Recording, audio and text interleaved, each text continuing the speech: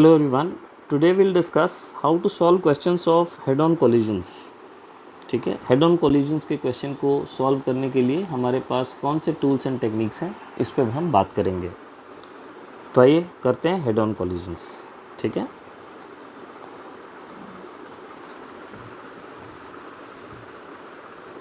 तो बेसिकली इस टॉपिक के अंदर हम इलास्टिक और इनइलास्टिक दोनों तरह के हेड ऑन कोलिजन्स को एक साथ डील करेंगे. सबसे पहले हेड ऑन कोलिजन होता क्या है. देखिए, हेड ऑन कोलिजन का मतलब होता ये है कि जो दो पार्टिकल्स टकरा रहे हैं उनकी टकराने से पहले की वेलोसिटी और टकराने के बाद की सारी वेलोसिटी सेम स्ट्रेट लाइन के अलोंग होगी. ठीक है, सो in brief the definition is all velocities before and after collision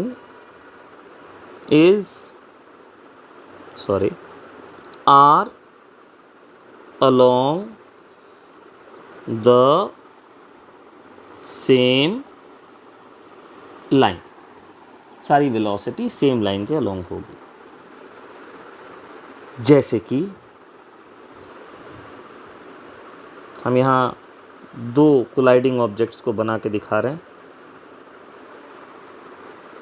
इसी को हमने कॉपी किया और यहाँ दोबारा बनाया.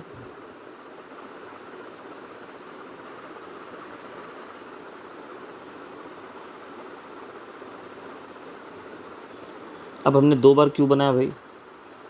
तो ये जो पहला चित्र है ये है बिफोर कोलिजन, कोलिजन से ठीक पहले, और ये जो दूसरा चित्र है ये है after collision,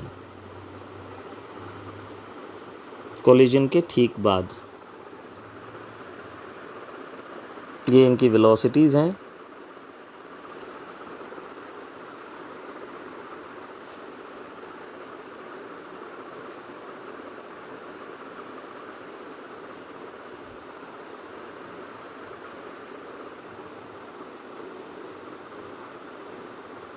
for the sake of simplicity मैंने ये मान लिया है कि सारे डायरेक्शंस पॉजिटिव हैं.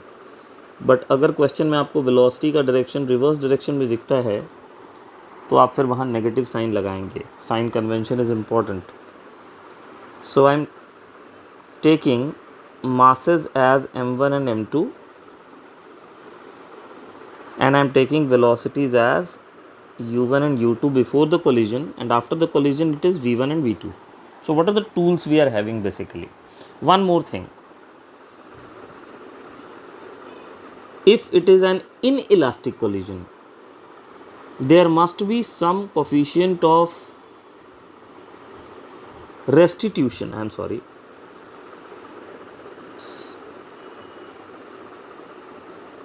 restitution or resilience denoted by E.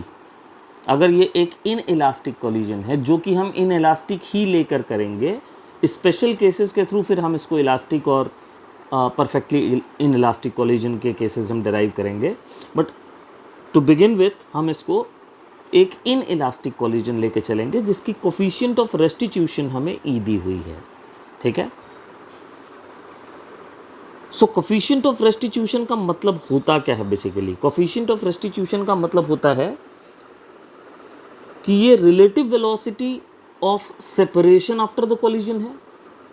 मैं लिख देता हूँ यहाँ पे, it is the ratio of relative velocity of separation after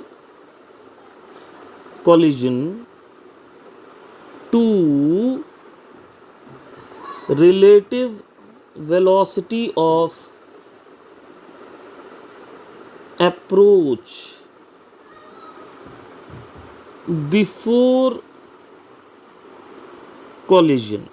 ये होता है E का फॉर्मूला. E का बेसिकली मतलब यही होता है. ठीक है, बेसिकली अगर यहाँ पे जो बने हुए हैं वेक्टर्स उसके टर्म्स में आप देखें तो आप इसको लिख सकते हैं v2 minus v1 divided by u1 minus u2।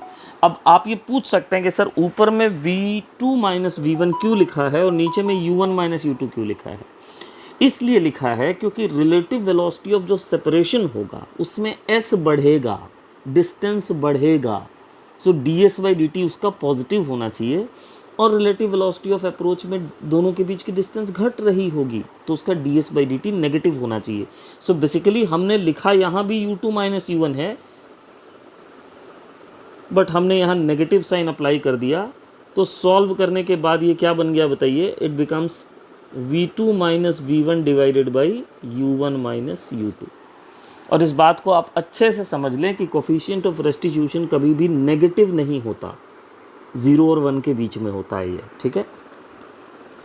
अब हमारे पास टूल्स क्या है, देखिए what are the tools we are having to solve, ठीक है।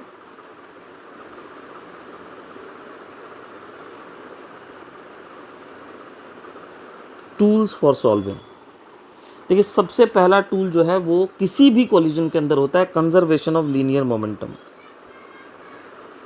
कोलिजन जो होता है वो एक इंटरनल प्रोसेस होता है।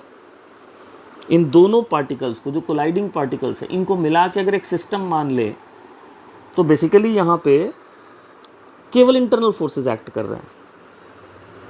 तो किसी भी प्रकार का कोलिजन हो, चाहे वो एक इलास्टिक कोलिजन हो चाहे वो इन इलास्टिक कोलिजन हो, कंजर्वेशन ऑफ लीनियर मोमेंटम लगेगा ही लगेगा। तो उससे हमें एक इक्वेशन मिल जाता है। कौन सा इक्वेशन मिल जाता है बताइए? उससे हमें मिलता है m1u1 plus m2u2 equal to m1v1 plus m2v2, momentum of the system before collision and after collision ने इक्वेट कर दिया।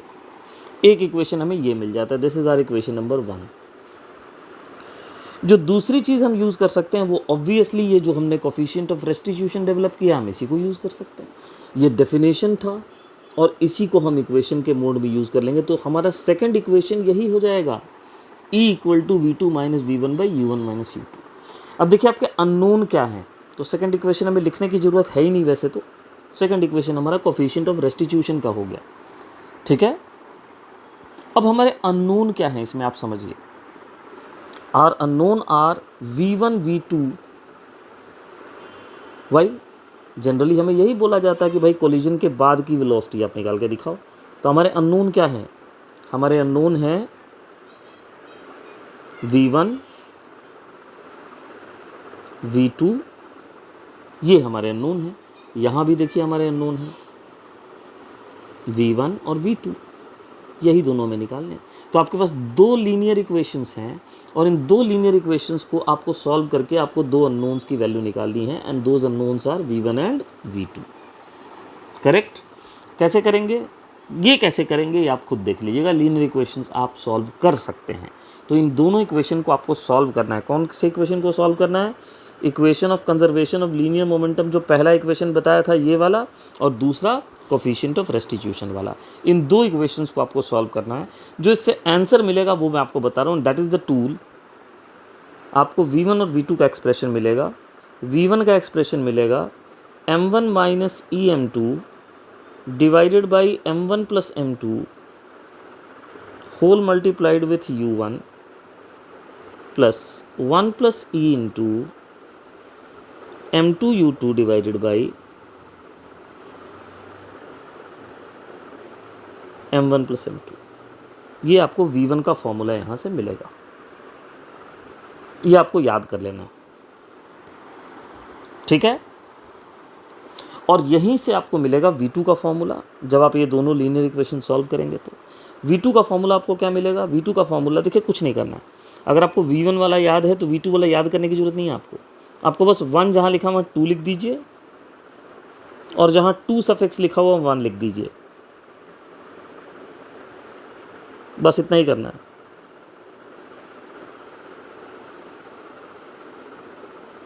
जहाँ जहाँ 2 लिखा है वहाँ 1 लिखें, जहाँ जहाँ 1 लिखा है वहाँ 2 लिखें, आपको ऑटोमेटिकली v2 का फॉर्मूला मिल जाएगा। ये आपके दो फॉर्मूले हो गए भाई साहब, इनको आप इस्तेमाल कर सकते हैं वेलोसिटी निकालने के लिए, और इनको याद करिए, ठीक है। बहुत इंपॉर्टेंट रिजल्ट्स। तीसरी बात जो हम यहाँ करेंगे वो करेंगे काइनेटिक एनर्जी लॉस की। ये भी बहुत इंपॉर्टेंट रिजल्ट है, याद रखिएगा, चूँकि हम एक इनइलास्टिक कोलिजन अज्यूम करके चल रहे हैं।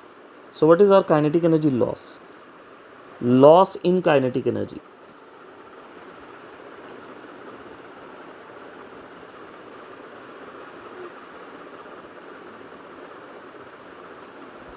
loss in kinetic energy. What does that basically means? It is kinetic energy of system initially, जो कितना था बताइए, half m1 u1 square plus half m2 u2 square, और फाइनल काइनेटिक एनर्जी है half m1 v1 square half m2 v2 square. ये minus हो जाएगा. Loss in kinetic energy, since we are considering an inelastic collision, there must be some loss in kinetic energy which is given by this. Now you have to substitute v1 v2.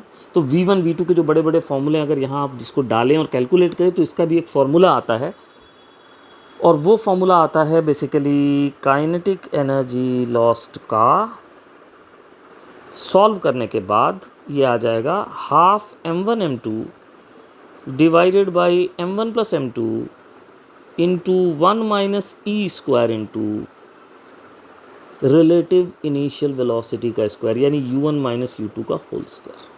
ये है आपका kinetic energy lost का formula. ये तीन अगर आपको फॉर्मूले याद हैं तो आप हेड ऑन इलास्टिक कोलिजन को सॉल्व कर सकते हैं. इन्हीं तीनों की ज़रूरत होगी. अब यहाँ से आप स्पेशल केसेस देख लीजिए.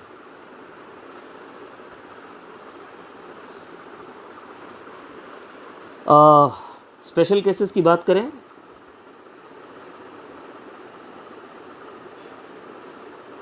तो देखिए आपके दो एक्सट्रीम केसेस हो सकते हैं. क्या हो सकते हैं एक्सट्रीम केसेस बताइए. एक हो सकता है इलास्टिक का और दूसरा हो सकता है perfectly inelastic.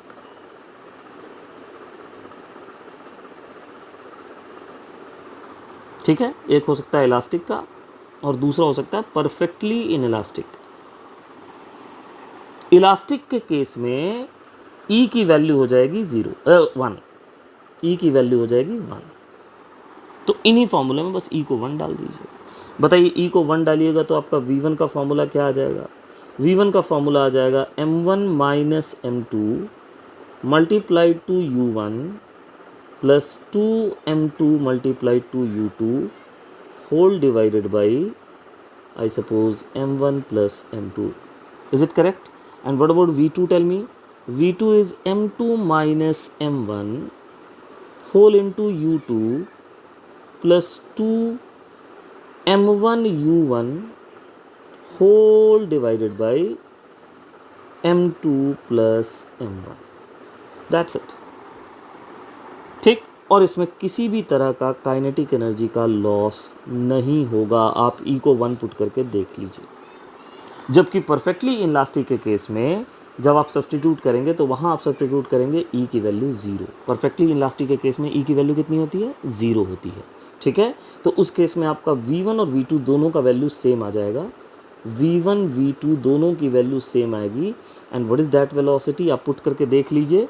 You will get m1 into u1 plus m2 into u2 whole divided by m1 plus m2.